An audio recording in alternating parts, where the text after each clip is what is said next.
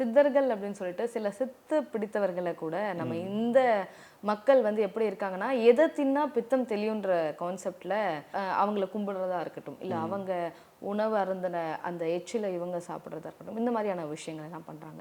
இதெல்லாம் ஆன்மீகத்துல வந்து சரியானதா? அதாவதுமா, நீங்க ஆன்மீகத்துல சரியானதா நீங்க ஒரு கேள்வி கேட்டீங்கல்ல, இது ஆன்மீகத்த பொறுத்தது கிடையாது. இது பரிகாரம். ஆஹா.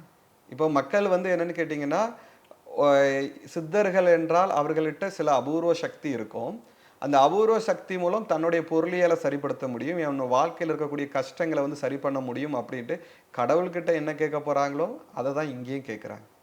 நான் அவர பார்த்துட்டு வந்தோனே எனக்கு கோடீஸ்வரன் ஆயிட்டேன், இது ஆயிட்டேன், அது ஆயிட்டேன். சேம் அதே தான் சொல்லுவாங்க. நான் திருப்பதிக்கு போயிட்டு வந்தேன். என்னோட வாழ்க்கை மாறி போச்சு. திருச்செந்தூர் முருகன போயிட்டு வந்தேன். என் வாழ்க்கை எல்லாருடைய ஸ்டோரிக்குள்ள நீங்க பின்னாடி போனீங்கன்னா, வாழ்க்கையில ஏற்படக்கூடிய ஒரு அனுபவங்கள ஒண்ணு பொருளியல் பண்ணா இருக்கும். பொருளியல். அப்ப எல்லாமே அது பரிகாரம்.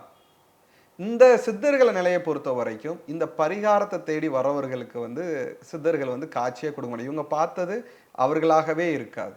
சித்தர்கள் வந்து யாரு பிரம்மத்தை உணர்வதற்கும், பரம்பொருளை உணர்வதற்கும், கடவுளை உணர்வதற்கும் தயாராக இருக்கக்கூடிய ஆத்மாக்களை அவர்கள் தேர்வு செய்து அவர்களுக்கு ஆசீர் வாங்குவாங்க தவிர, இப்போ இந்த மாதிரி இவர்களுக்கெல்லாம் அவர்கள் வந்து கண்ணுக்கே தெரிய மாட்டாங்க.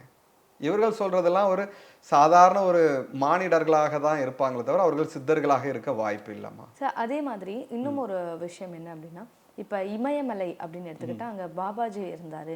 பாபாஜி குகைக்கு போறதே ஒரு பெரிய அதிசயம், அற்புதம். நம்ம அங்க போகணும் அப்படின்னு எல்லாரும் சொல்லுவாங்க.